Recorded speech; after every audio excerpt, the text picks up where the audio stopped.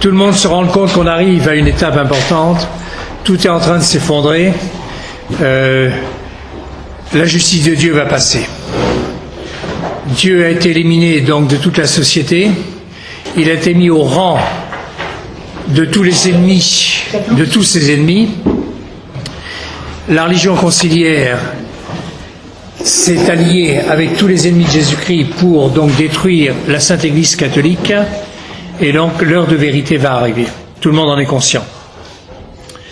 Il est temps donc de prendre le train qui est celui absolument sûr de l'avenir et le train absolument sûr de Dieu. Vous avez tous mes livres que je peux signer pour ceux que ça intéresse. Bon, j'en suis rendu, je ne sais plus, à 15 ou 16 livres que j'ai écrits sur des sujets variés. Vous avez la liste de mes livres. Bon, je crois avoir abordé quand même un certain nombre de sujets correspondant à notre époque et même si je ne suis pas très difficile, vous savez que j'ai beaucoup d'ennemis et on comprend pourquoi, y compris dans la tradition, y compris dans les prêtres Nuunakum, ce qui n'empêche pas de faire mon travail. Et donc, mais par contre, ils n'ont jamais attaqué ce que j'ai écrit. Ils en sont incapables. Bon, je fais réviser par les amis, je rectifierai s'il y avait une erreur, et je crois avoir écrit beaucoup de choses, et sans honte. Bien. J'ai mis aussi des livres d'occasion. C'est le seul moyen que j'ai pour pouvoir faire un peu d'argent, pour acheter les livres dont j'ai besoin. Vous savez tous que j'ai une grosse bibliothèque, 40 000 volumes, qui a servi donc à tout le combat depuis 30 ans, puisque, par exemple, les éditions Saint-Rémy n'existeraient pas sans Louis Hébert. Tout ce qu'ils ont sorti, c'est moi qui les ai fait sortir. Ils n'ont aucun originaux de ceux qui sont sortis, là, et ils ont eu donc la docilité quand je disais il faut sortir ta livre, ils le sortaient. Il s'avère qu'il y a un énorme problème maintenant. L'abbé Laffitte, donc, a réussi à monter Bruno Saglio contre Louis Hébert. Bien. C'est toujours une histoire de clerc. C'est terrible. Laissons faire. Le bon Dieu est tout-puissant. Il n'a pas besoin ni de Louis Hébert ni de Saglio. Il remportera toutes les victoires qui sont promises, qui sont assurées. C'est un peu malheureux qu'on était un peu freiné dans notre combat et dans ce que nous faisons. Bien. Je suis bien sûr de plus en plus convaincu que c'est l'heure du Christ roi de France et de plus en plus convaincu que c'est l'heure des chevaliers du Christ roi de France. On a lancé ça l'année dernière. Nous avons eu 6 adoulements, des garçons généreux et tout, et cette année nous en avons 9. Bon, peut-être un ou deux de plus ici présents qui lisaient le livre que j'ai écrit avec Thierry sur les chevaliers du Christ roi de France. C'est un livre d'une synthèse absolument extraordinaire par rapport à tout le combat, et je suis très très content de ce livre, qui présente bien les problèmes. Bon, voilà, c'est l'heure de Dieu, etc. Alors, je vais vous parler maintenant donc d'un sujet qui s'impose, c'est la différence entre le combat et la vision de Jeanne d'Arc que les catholiques ont et que les autres ont. Voilà le livre sur les chevaliers du Christ roi de France. Bon, c'est un livre qui fait à peu près 175 pages. Je suis très content de ce livre. C'est ce qu'on a fait, c'est un très bon travail. Très très bon travail. Tous ceux qui l'ont lu l'ont trouvé excellent. Bien. C'est l'heure de Dieu. C'est tout. Bien. Comme toute ma vie, j'ai essayé de trouver un clerc pour nous aider à combattre comme nous combattions. Je n'ai pas trouvé. J'en ai essayé plusieurs, je les ai poussés, ils m'ont trahi. Sauf quand même Monseigneur Guérard qui ne m'a jamais trahi et qui m'a appuyé tout le temps dans le combat qu'il a fait, puisqu'il a fait son dernier sermon pour me défendre, et l'abbé Vérité qui aussi m'a complètement appuyé tout le temps. Bien. Bon. Mais au jour d'aujourd'hui, bon, quand j'ai pris pleinement conscience de cette parole de Bernadette, les laïcs sauveront l'Église, je me suis dit, on est des pauvres laïcs, on est des victimes en plus, surtout qu'on n'y est pour rien dans la crise de l'Église. La crise de l'Église, c'est les clercs. Bien. Je dis, on y va. Alors bon, on a fait le combat antilibéral. J'ai beaucoup travaillé là-dessus. Je suis assez fier de ce travail aussi. Bien, aidé par la Providence, aidé par quelques amis, etc. Et de là, ça aboutit aux Amis du Christ roi de France, à tel point que des quantités de personnes sont gênées que ce soit Louis Hébert Rémy qui soit occupé du Christ roi de France. Parce que vous savez combien j'ai d'ennemis. Et donc, ils sont coincés. Parce qu'il faut seulement, donc, accepter le Christ roi de France, mais même Louis Hébert Rémy. C'est terrible ce qu'on raconte sur mon compte. Je suis effaré. Les gens qui me connaissent comme vous, quoi. Hein. Entre donc ce que je fais, ce que je dis, ce que j'ai écrit et ce qu'on raconte, c'est abominable. Bon, c'est comme ça fait partie du pactage. Ah, bien. Et puis un jour, bon, maintenant, je crois que ma vie est finie. J'ai eu mes 2 infarctus. J'ai mon diabète qui me tue à tout continuellement, mes médicaments qui me font perdre complètement la mémoire, etc. Et donc il y a une nouvelle génération qui arrive. Ça sera à elle de continuer. Moi, j'ai suivi Vacquier et Jean Franck Ries, ils étaient tous les 2 tout seuls. J'étais leur héritier. J'ai été passionnément leur héritier et leurs écrits. Et puis, ce sera à d'autres de prendre la suite. C'est comme ça que ça fonctionne. Jusqu'à la gloire, donc, de la très sainte Vierge Marie qui triomphera. Triompher veut dire remporter une victoire éminente sur tous ses ennemis. Ça va être très beau. Ça va être très beau. Elle triomphera pour le Christ roi, pour le règne du Sacré-Cœur. Ça sera très beau. Ceux qui vivront verront de belles choses. Oui. Louis Veuillot a écrit dans la préface des œuvres de Donoso Cortés 6 pages sur le problème du grand monarque. C'est extraordinaire. Bon, on a tous une vénération pour Louis Veuillot, mais là, il a particulièrement réfléchi le problème. Et donc, devant cette crise énorme, donc, qu'est la Révolution, et cette solution grandiose de notre Seigneur Jésus-Christ, il a médité sur le grand monarque. C'est absolument extraordinaire. Bon, le bon Dieu est jaloux de sa gloire, c'est lui qui mettra toutes les choses en place, à nous d'y correspondre. Bien. Et alors, il s'avère que le 6 janvier 2012, nous étions quelques amis à Domrémy pour fêter, bien sûr, le 6e centenaire de la naissance de Jeanne. Nous étions avec le curé Schönbrut, on était une trentaine d'amis. Il y avait Sarkozy qui était là, avec tous ses flics, qui entouraient tout le village. Nous avions retenu la salle municipale, et donc on a pu faire notre journée, la Sainte Messe, donc autour de Jeanne d'Arc à Domrémy. Et en sortant, après avoir fait nos dévotions donc dans l'église paroissiale, là où elle a été baptisée, à côté de sa maison, on est allé à la librairie qui est en face. Et là, mon ami Thierry est tombé sur un livre. Il le sort, Dictionnaire, Jeanne d'Arc, histoire à dictionnaire, dirigé par Philippe Contamine avec la collaboration de Monsieur Bouzy. Thierry regarde le livre et me dit, Louis Hubert, il parle du père Hérol. Plus personne connaissait le père Hérol. Bon, c'est moi qui ai fait reconnaître, j'ai fouillé toutes les archives du père Hérol. Hein, le père Hérol, c'est celui qui a fait la cause de béatification de Jeanne d'Arc. C'est un jésuite pour qui j'ai une vénération gigantesque. Il sera à mon avis un jour sur les autels. Bien. Et donc j'ai fouillé à la fois ses archives, et quand je suis allé dans ces archives chez les jésuites, personne n'avait consulté les archives depuis sa mort. Celui qui a fait le procès de canonication de Jeanne d'Arc.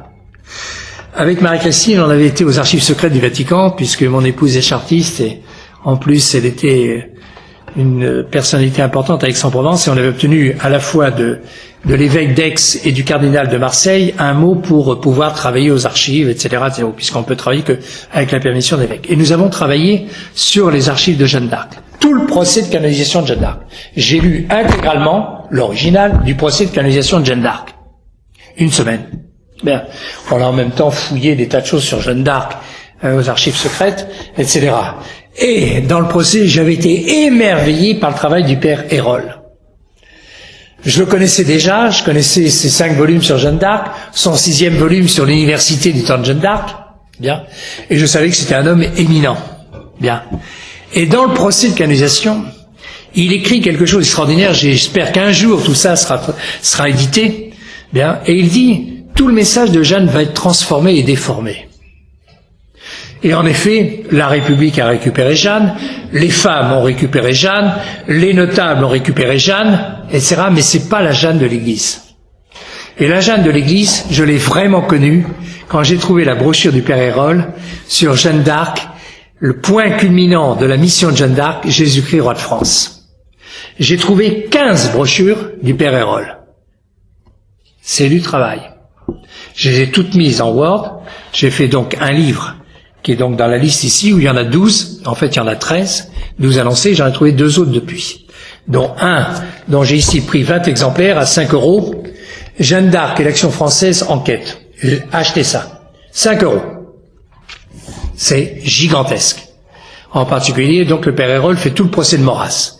Maurras, j'ai écrit une brochure disponible sur donc Maurras tournant la page. Maurras a tué les intelligences en France depuis 100 ans. Il a supprimé continuellement dans l'approche historique la partie surnaturelle. Et sans la partie surnaturelle, on ne peut rien comprendre. Ce père Hérol, que donc c'est des kilomètres, des milliers de kilomètres qu'on a fait avec mon épouse à rechercher tout ça. On en a reparlé donc dans le livre que nous avons fait, qui a été donc un gros succès, puisque passant à Ragueneau-Courtoisie, donc en 2012, pour le 6e centenaire de Jeanne d'Arc, j'ai vendu 1000 livres en un mois et demi. Bien. Et ça a été une bombe, où là j'annonçais que Jeanne d'Arc avait été reine de France, et où après, j'annonçais qu'elle a eu un acte, ça durait 5 minutes. C'est ce qu'on a lu ce matin. Bien. Et un acte essentiel, Jésus-Christ, roi de France. Et comme je l'écris, Jésus-Christ n'a jamais demandé d'être roi des Belges, ou d'être roi des Suisses, ou d'être roi d'Italie. Il a demandé d'être roi de France. Et donc après, je fais toute une explication, une petite méditation, sur ce rôle, sur cette volonté de Dieu. Jeanne ne fait qu'appliquer la volonté de Dieu, etc. Et je m'appuie sur Père Hérol qui dit le point culminant, donc, de la mission de Jeanne d'Arc, Jésus-Christ, roi de France. Bien. Jean Housset, dans son maître livre Pour qu'il règne, à propos de l'université, rapporte ses réflexions importantes de Daniel Halévy. Bon, Daniel Halévy est un historien et essayiste né en 1872, membre de l'Académie des sciences morales. C'est le grand-père de Joxe, le ministre de Gaulle, qui fera donc des choses assez horribles. Fait un certain nombre de remarques toujours actuelles.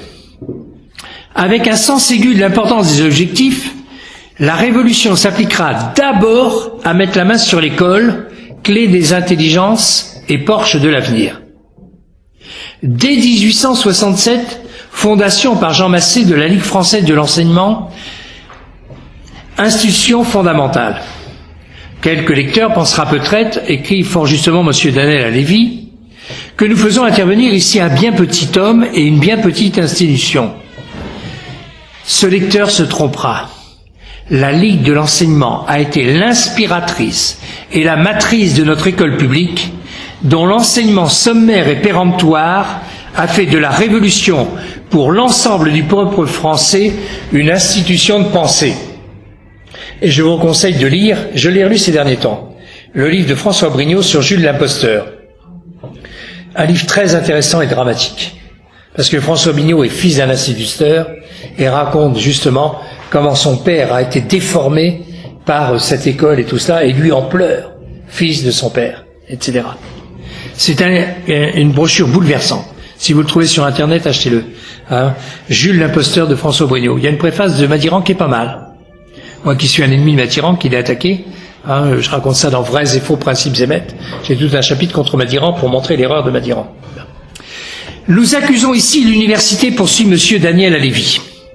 Elle est le seul corps de la société française qui doive son existence à la Révolution et elle ne l'oublie pas. Assurément, elle distribue le savoir, il n'est pas question de nier ses mérites. Mais dès qu'on entre dans le domaine des sciences historiques et morales, l'université, fille de la Révolution, enseigne la Révolution.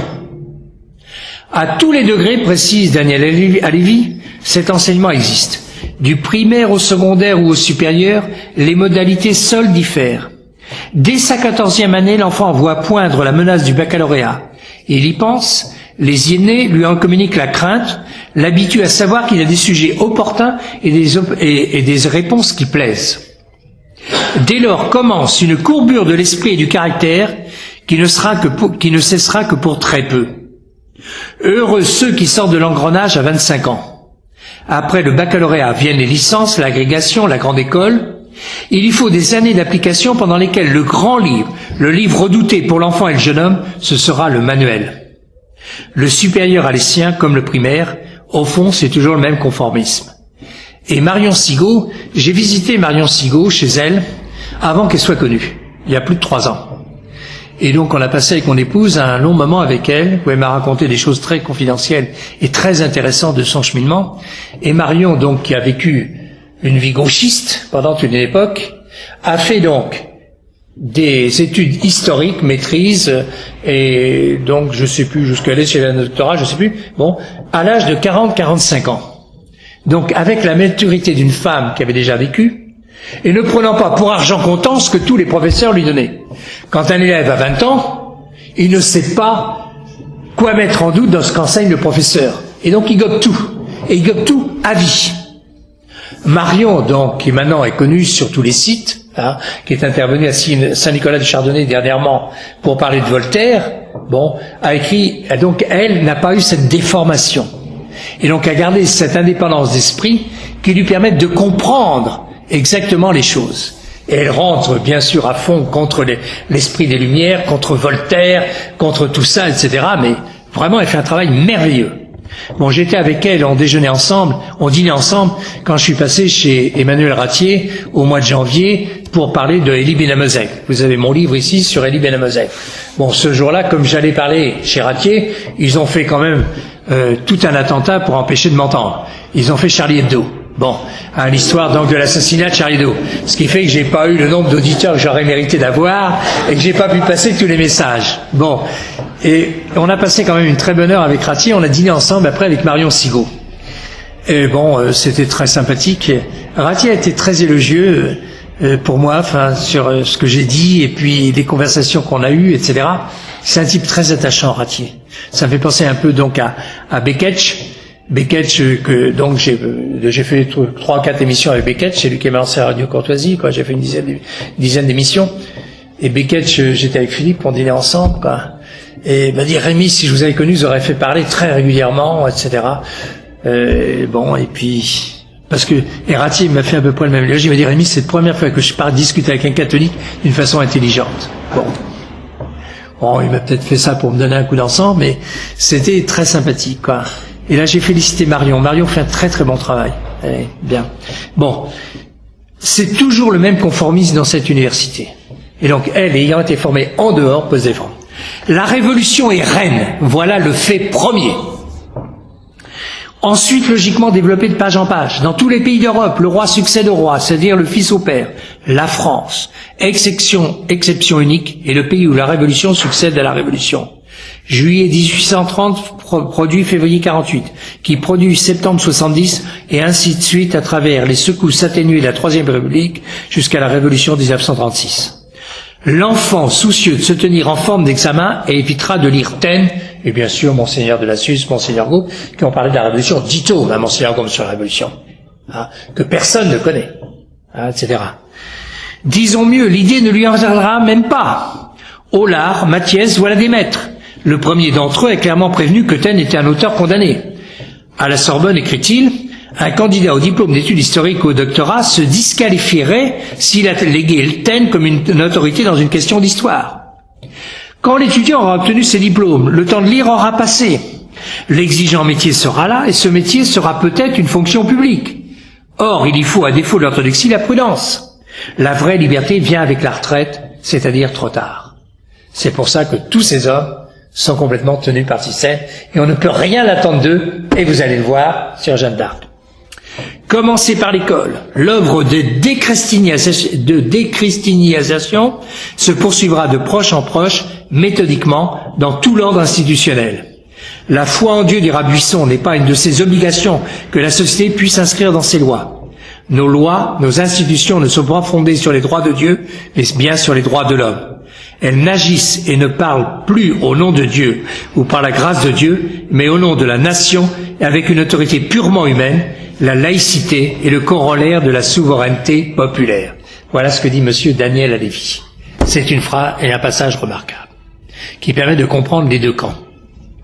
Donc, on se trouve donc à Don Rémy en 2012, le 6 janvier 2012. Et donc, Thierry voit un livre qui vient juste de sortir, il est arrivé 2-3 jours avant. Jeanne d'Arc, Histoire addictionnée, dirigée par Philippe Contamine, avec la collaboration de monsieur Bouzy. Il tourne les pages. Quelle n'est pas la surprise, il y a une notice sur Père Hérol, que plus personne connaît. L'éminent Père Hérol, le jésuite qui avait dirigé la cause de béatification de Jeanne. Mais très vite, nous dûmes déchanter, car à un éloge impossible à éviter, se mêlaient des propos fielleux et carrément désobligeants. Mon ami Thierry me dit, Louis Bert, on ne peut pas laisser passer cela. Telle fut l'origine du livre La vraie mission de Sainte Jeanne d'Arc, donc que nous avons écrit. Hein. Et la Providence permit que ce livre ne passe pas inaperçu, car Benoît Bancheron sur Radio Courtoisie consacra 1 heure à en parler. Ce fut une découverte pour tous, et 1000 exemplaires furent vendus en un mois et demi. Depuis, tout le monde sait que Jeanne fut reine de France. Tout le monde connaît le seul acte de son règne, la triple donation. D'autant plus que Pierre Hillard, dans de multiples occasions, aime à faire connaître cet événement et ce livre. Inutile de dire qu'on est amis tous les deux, on s'est encore téléphoné il y a 2 jours, quoi, comme je vous le disais tout à l'heure, quoi. Bien. Et donc, il nous souhaite à tous une bonne journée, quoi, etc. Il est complètement d'accord avec nous sur tout cela, quoi. Bien. Tout le monde sait cela? Non. Car si Monsieur Contamine en parle pourtant dans une conférence, il parle de la triple condamnation, donc dans une conférence à l'Académie des sciences morales. Hein, depuis, il a tout oublié. Nous allons en parler. De même, Philippe de Villiers, qui m'avait dit avoir apprécié mon livre dans le roman de Jeanne d'Arc, se trompe sur la date de l'événement et bien sûr n'en tire pas les conséquences évidentes. Et il précise avoir rencontré de nombreux spécialistes de Jeanne d'Arc, en particulier en premier Monsieur Contamine. Mais nous, mon épouse et moi-même, mon épouse chartiste et moi-même, qui avons prouvé combien nous étions parmi les meilleurs historiens sur le sujet, on n'a pas eu le plaisir de lui faire connaître tout ce que nous avions appris depuis 30 ans. J'ai en particulier une bibliothèque sur Jeanne d'Arc qui est absolument extraordinaire. Je vais avoir, 200, 300 livres sur Jeanne d'Arc avec des choses remarquables. Bien. Qu'on peut trouver au centre joannique, on pouvait trouver au centre joannique et qui est dans des cartons actuellement depuis des années. Dans notre livre, auquel collabora particulièrement Thierry, nous avons écrit tout un chapitre consacré à expliquer la différence entre l'école catholique, avec citation du père Hérode, du cardinal Pie, de Monseigneur de Lassus, du marquis de la Franquerie, et même d'un éminent universitaire, professeur à l'école des Chartres, lui aussi membre de l'Académie des sciences morales, Léon Gauthier. Et avec la différence avec l'école, appelons-la universitaire, celle qui veut aujourd'hui se faire passer pour la chaire de vérité. Bon. Au Concile Vatican II, il faut savoir qu'il y a eu quelque chose d'abominable, dont on n'a pas pris pleine conscience, c'est que l'Église, qui était la chaire de vérité, a refusé ce rôle de chaire de vérité. À tel point qu'on a bradé, on a détruit des centaines de bibliothèques, des choses qui n'ont été faites ni par la Révolution, ni par les protestants quand ils ont combattu l'Église catholique. On l'a détruit, c'est là où j'ai fait ma bibliothèque, j'ai 40 000 volumes, la plus grande partie donc a été prise, j'ai pris ça dans les bibliothèques qui étaient détruites, hein, etc. Sans ça, j'aurais jamais pu faire, quoi. Bien, bon.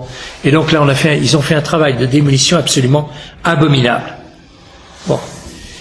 Et l'Église a refusé, à tel point que pour le 6e centenaire de la naissance de Jeanne d'Arc, il y a eu 2 livres dans notre école, celui que nous avons écrit avec Marie-Christine, et le livre de l'abbé Rioux, donc, que j'ai critiqué, mais on en a parlé ensemble, on a dîné ensemble pour parler de tout ça, et qui est un très bon livre sur l'âme de Jeanne d'Arc. C'est tout ce qu'il y a eu.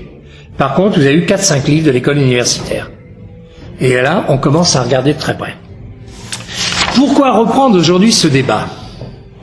Il y a 3 mois, bon, même au mois d'avril, c'est 2 mois et demi, s'est ouvert à Rouen, à l'initiative de Monsieur Laurent Fabius, président du Conseil général, l'historial Jeanne d'Arc, donc, un énorme, avec pour conseiller Monsieur Contamine et Monsieur Bouzy.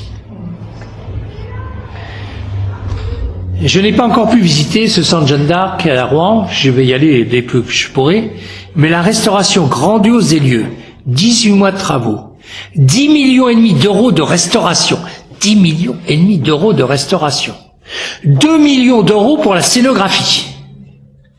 S'il me donnait 2 millions d'euros, je vous dis pas ce que je ferais. Et tout ce qui est consacré à Jeanne, scénographie, bibliothèque, muséographie, est présenté dans un ouvrage qui permet de comprendre l'esprit de cet historial. Kiki, Minou, vous pouvez me trouver le livre de l'historial. Vous voyez physiquement, donc, ce livre qui présente le programme de l'historial. Là. Le titre du livre, Historial Jeanne d'Arc, de l'histoire au mythe. De l'histoire au mythe. Mythe? Mythe, Jeanne d'Arc? Eh bien oui, ils osent, la moitié du livre est au mythe de Jeanne d'Arc. Et tel sera le sujet de M. Bouzy, M. Contamine se réservant un rôle apparemment sans reproche, membre de l'Académie des sciences morales. Je l'ai eu au téléphone quand j'ai écrit mon livre. On a passé une demi-heure au téléphone. Et j'ai dit, monsieur, vous êtes un malhonnête. Vous savez que je ne suis pas dans la dentelle. Je suis clair, net et précis. Monsieur, vous êtes un malhonnête. Bon, il n'a pas beaucoup apprécié, hein, évidemment. Bon.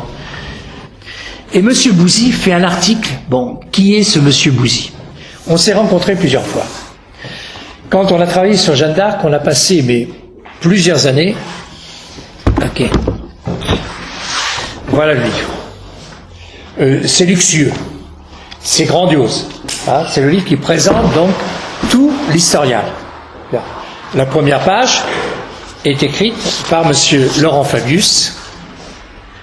C'est pas lui qui l'a écrit, bien sûr, c'est un nègre qui fait le travail. Et donc la deuxième, c'est celui qui a dû tout faire, Frédéric Sanchez, mon président de la métropole Rouen-Normandie. Bien, bon, on va parler de tout ça. Bien. Et donc, ce Monsieur Bouzy, j'ai rencontré plusieurs fois donc au centre Joannique à Orléans, parce que nous avons tout fouillé à Orléans, et quand nous avons fait donc nos travaux, on a fait plus de 20 ans de travail. Hein. Bon, il faut aller chercher. On a fouillé, comme j'avais trouvé dans Théotime de Saint-Just l'origine de la donation, le 21 juin 1429 à 16h à Saint-Benoît-sur-Loire. Non, il y avait juste ce passage. J'ai fouillé toutes les archives des Capucins, y compris à Rome, y compris à Romans où était Théotime, y compris à Paris, etc., quoi, pour essayer de retrouver le document où il avait trouvé le document. Mais donc c'est un document incontournable et qui permet donc de cerner l'affaire. Et nous avons tout fouillé donc à Saint-Benoît-sur-Loire. Le directeur des archives était un confrère de mon épouse à l'école des Chartes et il m'avait dit Rémi, si on trouve le document, je fais venir les télévisions du monde entier. On fait un travail colossal. J'ai fait une communication aux archives un dimanche. Il avait invité tous les ornéanistes spécialistes de Jeanne d'Arc aux archives, donc au bureau des archives, et on a pu discuter. Bouzy était au premier rang. Bouzy s'occupait donc, c'est lui qui gère donc tout le centre joannique qui a été déplacé maintenant à la médiathèque. Bon, il sent la loge. Bon, me l'ayant pratiqué, etc., quoi. Ce type s'est complètement déconsidéré dans une émission faite par Stéphane Bern. Mon épouse apparaît d'ailleurs une minute, un peu une seconde ou quelques secondes, suite à un passage de Stéphane Bern raconte donc dans la vie de Jeanne d'Arc. Et Bouzy intervient pour parler donc de la vérification de la virginité de Jeanne d'Arc. Et il y appartient d'une façon tellement vulgaire, tellement grotesque que ce type-là, ce jour-là, c'est complètement dévoilé. C'est un voyou. Bien, bon, etc. Et c'est ce type, donc, qui, avec Monsieur Contamine, fait ça. C'est la référence universitaire obligée. Bien. Il y en a marre de ces gens. Parce que ces gens-là mutilent complètement Jeanne d'Arc. Je vais vous le prouver. Bien. L'article de Monsieur Bouzy est scandaleux. C'est un mélange de fables, d'historiettes n'ayant qu'un but, imposer au lecteur que la vraie histoire de Jeanne est un montage mythique, particulièrement de la part de l'Église. Comment parler de mythe avec le personnage de Jeanne, un des personnages les plus historiques, les plus étudiés, les plus connus? C'est comme avec le Saint-Suaire. Et donc je vais dire 2 mots sur le Saint-Suaire, parce que c'est aussi quelque chose d'important. Et je suis heureux de saluer aujourd'hui le combat fait par Upinski depuis 2 mois, Upinski qui était là d'habitude et qui aurait été là aujourd'hui s'il n'était pas à Turin, hein, un très bon ami, pour la défense de l'authenticité du Saint-Suaire. Jusqu'à Vatican II, la Sainte Église avait toujours reconnu le Saint-Suaire comme authentique. Elle avait engagé son infaillibilité par des textes pontificaux et une liturgie elle-même infaillible. Répondant aux attaques contre l'authenticité, les scientifiques du monde entier, qui avaient chacun de leur domaine conclu à l'authenticité, furent une déclaration solennelle, unanime, sans équivoque, au colloque de Rome en 93. Le Saint-Suaire est authentique. S'accrochant à la fausse science du carbone 14, dont tout le monde sait que de très nombreuses datations sont aberrantes, Jean-Paul II se crut autorisé à parler d'infos. Et Philippe présidait le colloque de Rome. Bien, il sait de quoi il parle. Et il nous a en particulier fait les confidences qu'il a eues avec le professeur Lejeune, qui a eu un rôle lamentable dans cette affaire. Un jour, ça sortira, tout ça. Jean-Paul II se crut autorisé à parler d'infos. Mais s'il y a info, il y a un faussaire. Et alors, quel génial faussaire, capable de dominer une dizaine de sciences découvertes des siècles après. Cette obligation du faussaire rend grotesque et ridicule la possibilité du faux. Et M. Lipinski a raison de poser la question au pape François, comment pouvez-vous vénérer un faux? Le Saint-Suaire doit être adoré. Et donc sa polémique l'a fait. Donc cette contradiction, quand l'application du principe de contradiction est toujours formelle en logique, quoi, fait que même un certain nombre, puisque les pénitents rouges qui sont consacrés au Saint-Suaire ont pris position pour Lipinski, ont fait intervenir les pénitents rouges à Turin, les pénitents rouges sont à Nice. Hein, et donc l'évêque de Nice, de Monaco. L'évêque de Monaco a pris position pour Lipinski, etc. Et donc un certain nombre, et ça fait, vous l'avez peut-être pas suivi, mais moi qui ai suivi ça de très près, quoi, c'est une bagarre qui n'est pas finie. Ces gens-là reviennent tout le temps. La guerre est donc elle aussi déclarée avec Jeanne. Et quelle guerre? Ils ont tous les moyens. L'argent qui coule à flot. 12 millions d'euros. Donnez-moi 1 million d'euros, vous verrez ce que je serais capable de faire.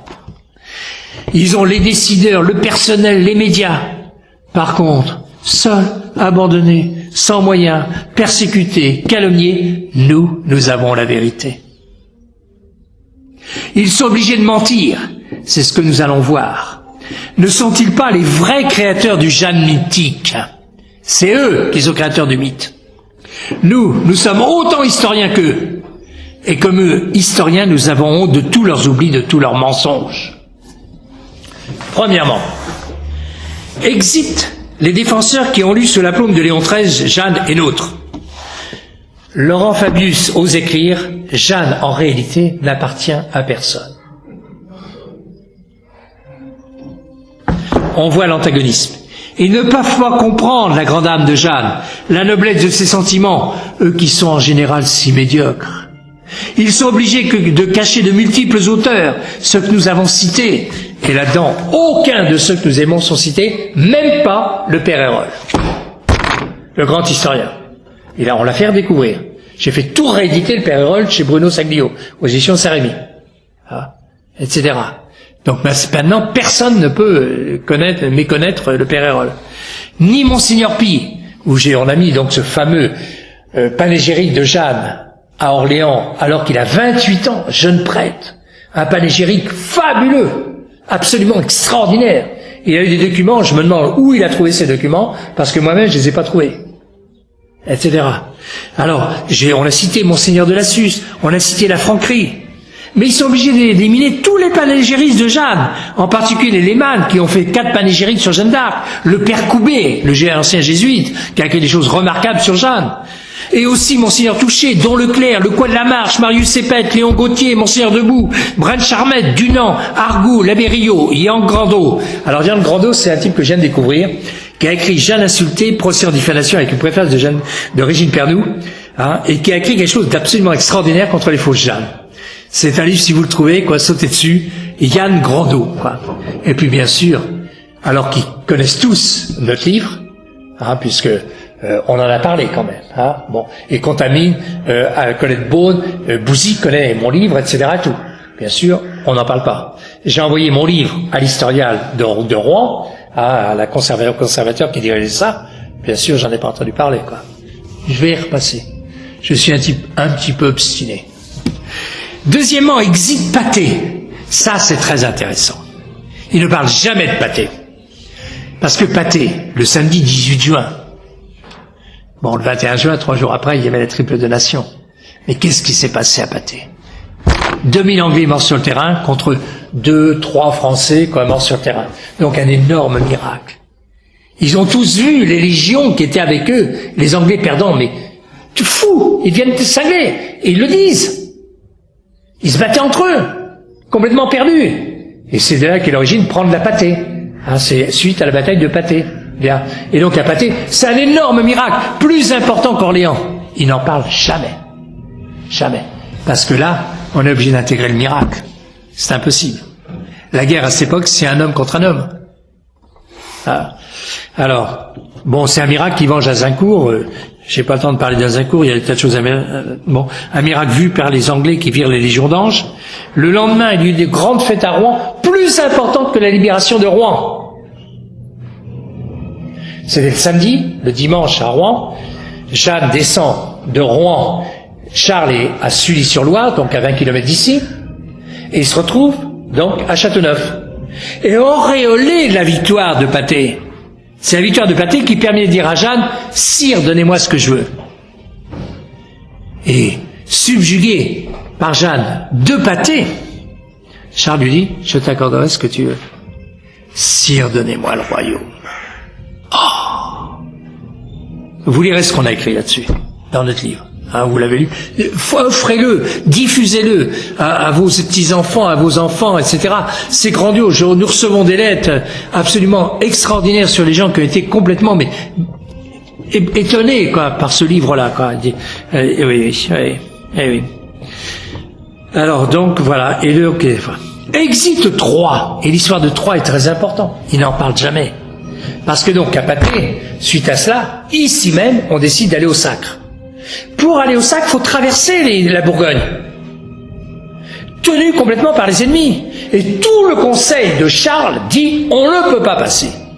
Ils arrivent à la porte de Troyes, fermée. On est obligé de passer à Troyes pour manger, pour renouveler, donc aller après jusqu'à Reims.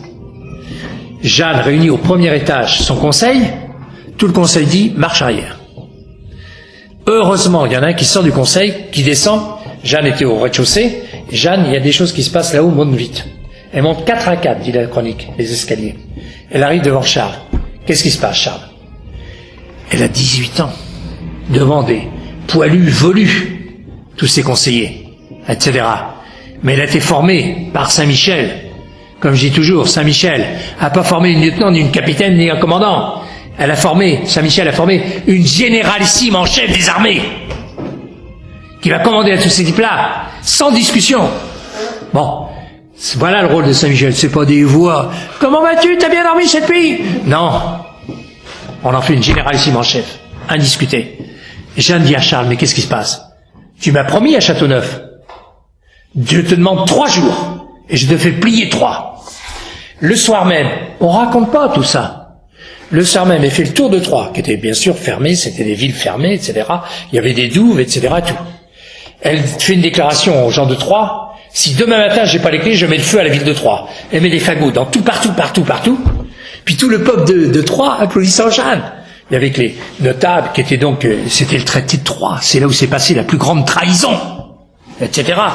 Et tous les types qui étaient là, on va pas, tout.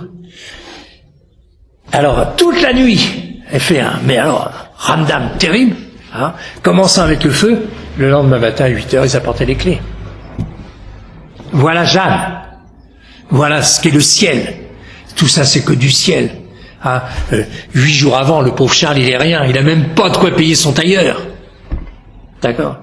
Eh bien, on parle pas de ça. On parle même pas du Sacre. Ce qui s'est passé du Sacre.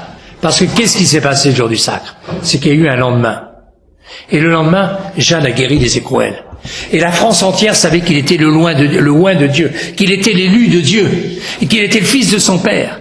Et le lendemain, je l'ai lu, toutes les femmes de France envoient leurs bijoux pour refaire le trésor royal, parce que Charles n'a personne. Charles VI avait encore des troupes, les Bourguignons avaient des troupes, les Anglais avaient des troupes, mais Charles VII, il y a Yolande, qui est une femme remarquable, sa belle-mère. Hein, mais il n'y a personne, il n'y a que Jeanne. Et donc, tout est transformé. Il est loin de Dieu, il guérit les écrouelles. Et vous savez que, quand Charles VI est mort, par le traité de Troyes, Henri V, roi d'Angleterre, devient roi de France. C'est un type remarquable, Henri V. Très intéressant à étudier. Mais il meurt. Et c'est son fils, Henri VI, donc, qui vient roi de France. Il se fait sacrer à Notre-Dame de Paris. Mais le lendemain, il guérit pas des écrouelles. Le problème des écrouelles est essentiel. Les gens n'ont pas compris ça. Les historiens comprennent pas tout ça. Il leur manque tout le sens surnaturel des choses. Bien. Existe même le rôle primordial de Yolande d'Anjou. Bon, je fais toute une conférence sur Yolande parce que je suis passionné par la belle-mère de Jeanne, par la belle-mère de Charles. C'est une femme extraordinaire. Vous savez, ces Espagnols, et j'apprends ça par mon ami Marco, hein, qui est un Espagnol, quoi. Français-espagnol, et donc qui m'a fait découvrir, on a visité ensemble l'Escurial l'autre jour à Madrid, il a fait 3 heures de conférence. C'est quelque chose l'Espagne. Et donc, en particulier, on fêtait il y a quelques jours, le roi Ferdinand III, donc d'Espagne, qui est donc le cousin germain de Saint-Louis par les mères. Les deux mères sont de grandes saintes. Ils ne sont pas sur les autels, mais c'est de grandes saintes. Les deux rois sont sur les autels. Et donc, cette famille, donc, d'Espagne, est quelque chose de grandiose. Ça sera un jour certainement un objet de conférence parce que c'est vraiment très important. Bon. Yolande d'Anjou est un excellent biographe, Monsieur Gérard de Senneville, et le type, il n'a pas compris.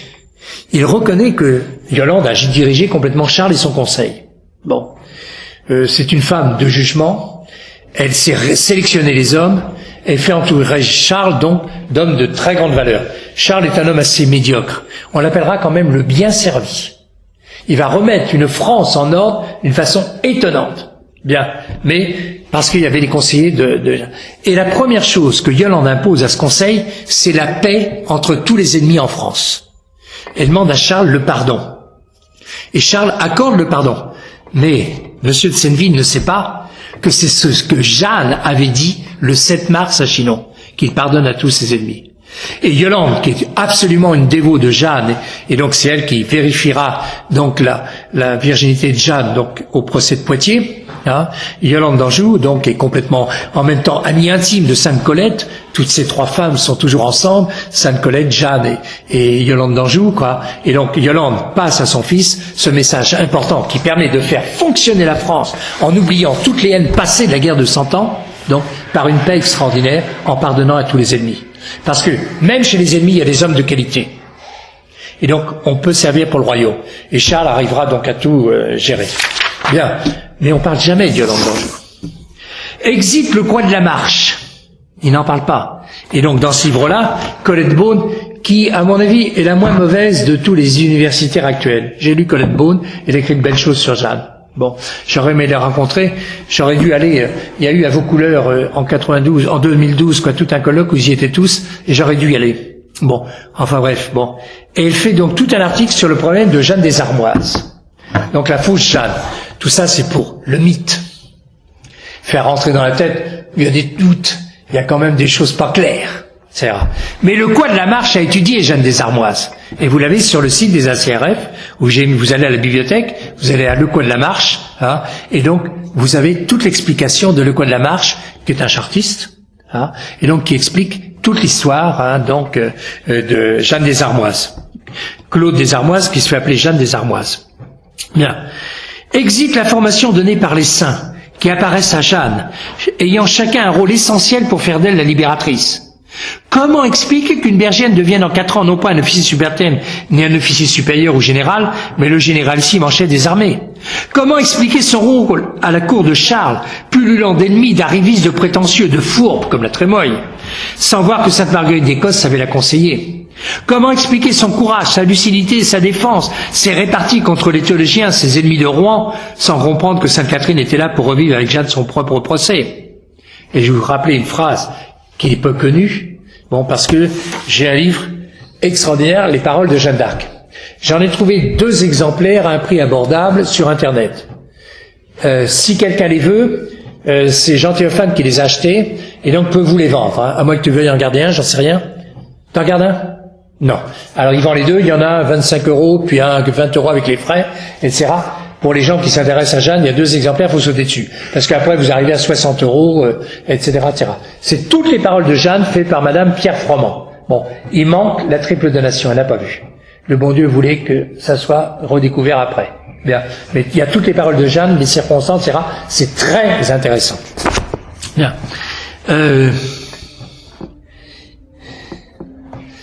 Alors, exit ses miracles, le surnaturel qui l'entoure à tout moment. Exit sa vie ascétique, sa vie de prière, ses pénitences, mais aussi sa joie surnaturelle, son élan, sa charité profondément chrétienne. Exit sa générosité, son désintéressement, sa pauvreté. Exit sa vaillance, son courage, sa prudence. Tout ça, il n'en parle jamais. Exit sa pureté, sa virginité, son amour de Jésus et de Marie qui brille surtout. Sa virginité dont elle fait un drapeau, la pucelle. La première fois qu'elle écrit à Charles, Jeanne la pucelle. C'est pas pour rien. Il n'y a qu'une pucelle qui peut sauver la France. Il n'y a qu'une personne en état de grâce qui peut sauver la France. conféré à Marine.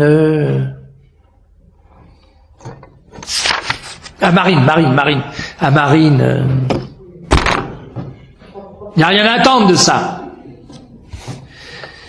Exit la sainteté de Jeanne, ses vertus, son héroïsme, ses procès de béatification et de canonisation, il n'en parle pas.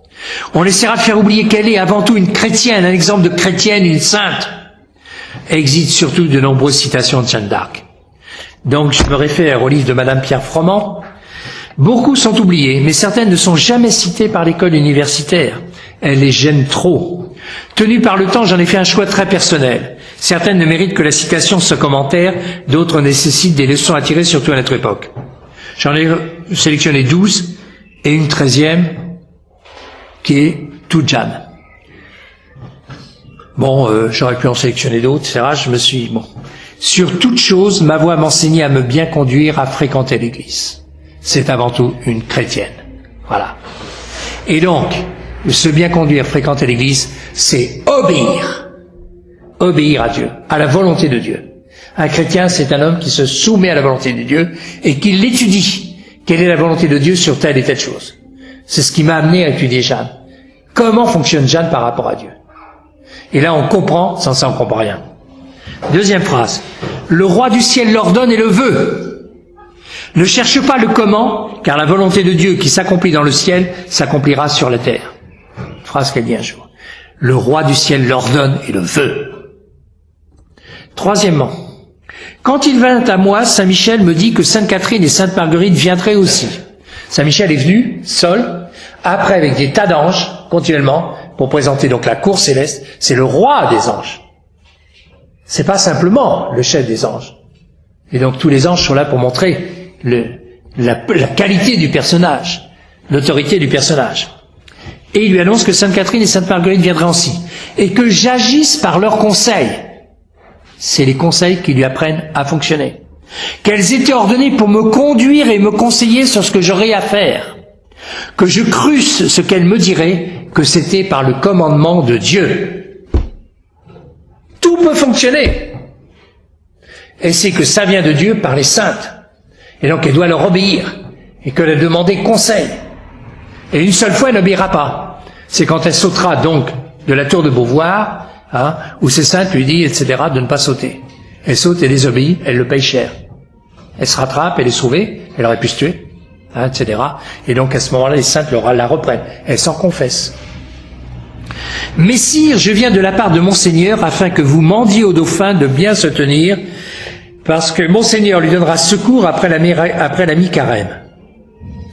Le royaume ne regarde pas le dauphin, mais il regarde Monseigneur. Bon, la Franklin fait tout un exposé sur ce passage-là, quoi. Le royaume ne regarde pas le dauphin, mais il regarde Monseigneur. Cependant, Monseigneur veut que le dauphin devienne roi et qu'il tienne ce roi en commande. Il sera roi malgré ses ennemis. Et ça vous rappelle ce que donc Dieu dit à Sainte Marguerite Marie.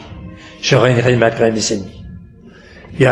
Le Père Hérol fait tout un passage extraordinaire en comparaison à la vie de Jeanne avec la vie de notre Seigneur, avec donc le martyr, et donc absolument extraordinaire de toute beauté, vous avez ça dans les livres, etc. Et là aussi, il sera roi malgré ses ennemis. Ce qui veut dire que le message à Sainte Marguerite, je régnerai malgré mes ennemis, c'est quelque chose de sûr. On a un exemple avec Jeanne. Et moi, je le conduirai au sacre. Et donc, le Baudricourt lui dit, mais qui est ton Seigneur? C'est le roi du ciel. C'est clair, c'est net, c'est simple. Tout ce qui est de Dieu est simple. Dans notre Père, vous avez tout.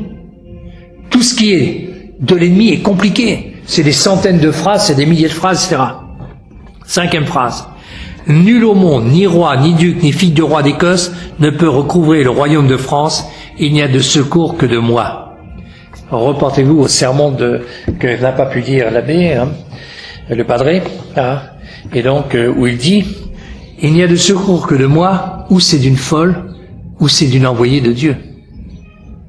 Ça correspond à la phrase de Jésus-Christ, sans moi vous ne pouvez rien faire. Rien faire. Il n'y a de secours que de moi. Elle a 17 ans, quand elle est chez Baudricourt. Quand vous réfléchissez sur ça, mais c'est des choses grandioses. Il n'y a qu'une explication surnaturelle. Les universitaires n'en parlent jamais. 6e, la première fois que j'ouïs mes voix, que je les entendis, je fis vœu de virginité tant qu'il plairait à Dieu. J'avais lors 13 ans ou environ. Voilà. Il n'y a qu'une âme vierge qui peut faire les choses de Dieu. À l'exemple de sa Sainte Mère, à l'exemple de toute l'histoire de l'Église. Il n'y a que les vierges qui peuvent être fécondes. Hey. Grand exemple pour notre époque. 7e. Gentil dauphin, j'ai nom Jeanne la Pucelle. La première chose qu'il dit. Jeanne la Pucelle, son étendard. Et vous mande le roi des cieux par moi, que vous serez sacré et couronné dans la ville de Reims, et serez lieutenant du roi des cieux qui est roi de France. C'est la première fois dans l'histoire de France qu'on dit ça. Vous serez lieutenant du roi des cieux qui est roi de France. Est-ce qu'on se rend compte ce que c'est Jésus-Christ, roi de France? C'est pour ça qu'il faut des chevaliers du Christ, roi de France. Parlez-en entre vous. Très illustre Seigneur, je suis venu et suis envoyé de par Dieu pour donner secours au royaume et à vous. Et vous mande le roi des cieux par moi, que vous serez son lieutenant à lui qui est roi de France. C'est la même chose que la phrase précédente, mais soulignée une deuxième fois. Et puis cette phrase. En nom de Dieu, les hommes d'armes batailleront et Dieu donnera la victoire. Tous les gens qui vous en parlent oublient le en nom de Dieu. Ils vous disent les hommes d'armes batailleront et Dieu donnera la victoire, pour vous en amener dans n'importe quelle bataille idiote. Les hommes d'armes batailleront, pas les femmes, les enfants ni les curés. Un homme d'armes, c'est un homme spécial. Un militaire apprend à faire la guerre. Quand il est lieutenant, quand il part à la guerre, il fait dans son froc. Quand il est capitaine, il fait avant. Quand il est commandant, allez mes petits gars. Et puis quand il est colonel, il a son stick sous le bras. Ça s'apprend. C'est un art. C'est fait pour des hommes spéciaux. Et là, on veut vous emmener avec Chivitas, avec tout ça, dans des trucs qui sont des impasses. C'est n'importe quoi. C'est la victoire, c'est la défaite sûre. Oh non Dieu, les hommes d'armes batailleront. On y arrivera, n'ayez pas peur. 10e phrase. Je ne suis venu que par l'ordre de Dieu. Elle ne ment pas, elle sait. Elle le sait. Et c'est Dieu qui a voulu tout ça. 11e. Et quand je fais requête à Sainte Catherine, elle et Sainte Marguerite font aussitôt requête à notre Seigneur. C'est-à-dire quand je demande quelque chose, Sainte Catherine, qu'est-ce qu'il faut penser de ça? Elle demande à notre Seigneur. Et puis, du commandement de notre Seigneur, elle me donne la réponse. Tout passe par Dieu. Tous ces combats, donc au plus haut niveau, nous sommes en ce moment en train de parler des choses les plus importantes, les plus graves, la solution de la France, de l'Église. Oui, notre Sire, premier servi. 12e phrase. Dieu premier servi. Quelqu'un qui fonctionne en dehors de ça, vous êtes sûr qu'il est du camp de l'ennemi. Ricossa est du camp de l'ennemi. Je le prouverai bientôt. Je vous ferai tout un article là-dessus. Et 13e, dans les flammes. Sa dernière phrase, dans les flammes. Au moment donc où elle brûle, suffoquée, où les poumons vont brûler de l'intérieur, où le cœur ne brûlera jamais. Non, mes voix ne m'ont pas trompé, ma mission était de Dieu.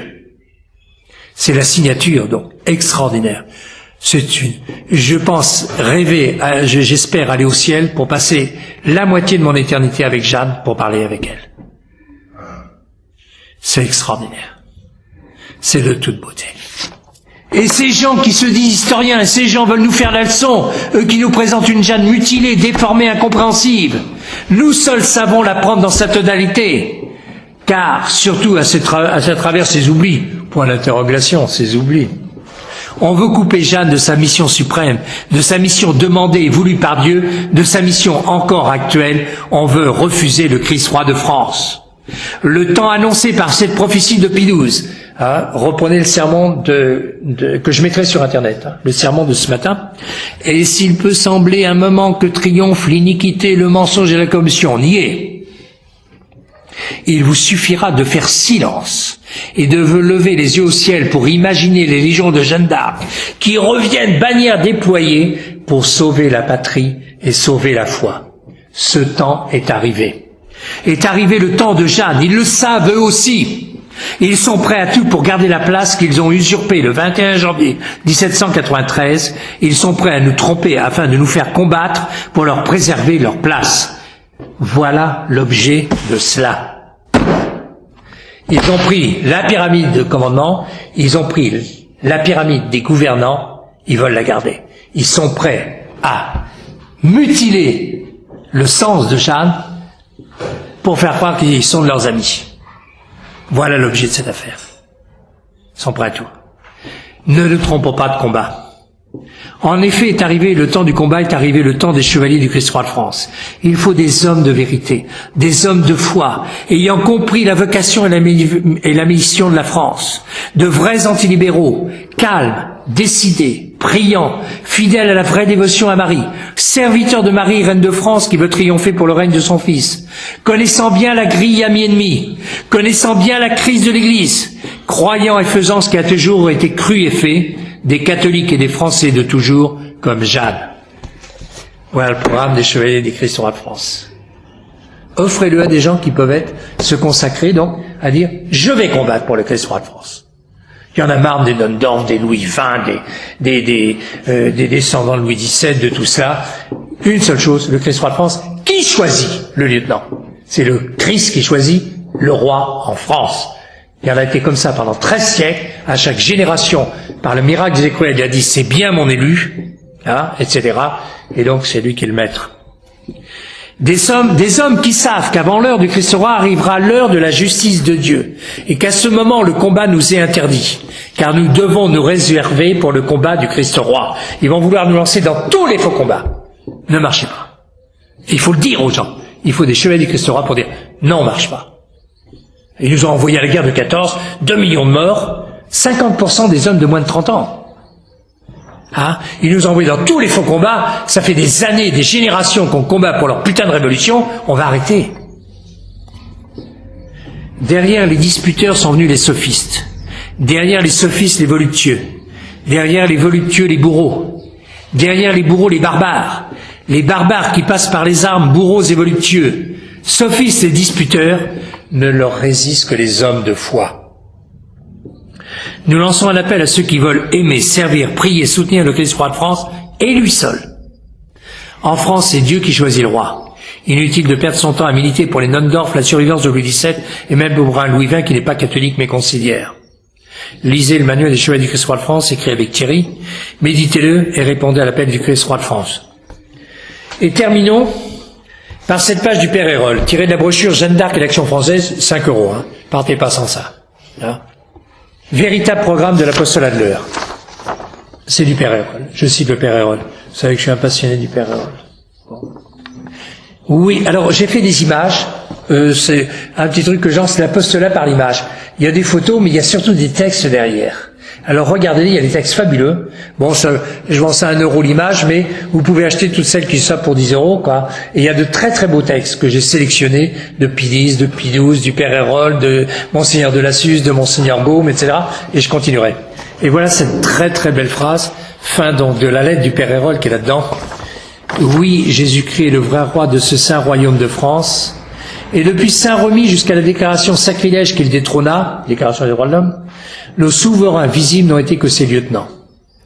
Oui, la révolution est dans l'acte qui bannissait Jésus-Christ de la loi civile, et nous serons toujours en révolution tant qu'on n'aura pas rétabli la royauté telle que la concevait Jeanne d'Arc, telle que la concevait l'ancienne et vraie France, soit le règne de Jésus-Christ.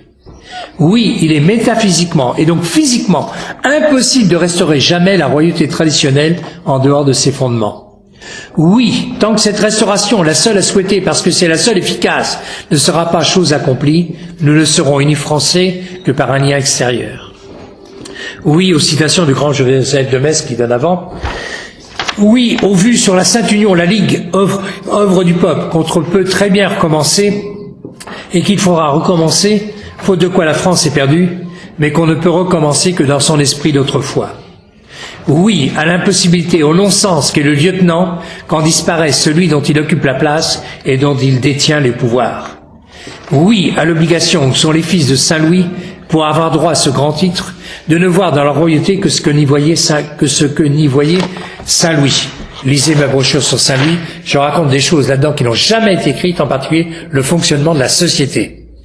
Société chrétienne et société révolutionnaire. Et j'ai écrit des choses qui, les gens qui l'ont lu disent « Ah bah oui, c'est évident », mais ça n'a jamais été écrit. Et ils sont époustouflés. Oui, à l'incapacité radicale où sont les athées de ne rien comprendre à l'histoire de Jeanne d'Arc, ni même à l'histoire de France, qu'ils ne peuvent que profaner. Voilà l'université. Omnia restaurare in Christo, il veut régner sur la France et par la France sur le monde. Nous voulons qu'il règne sur nous. Vive le Christ, roi de France.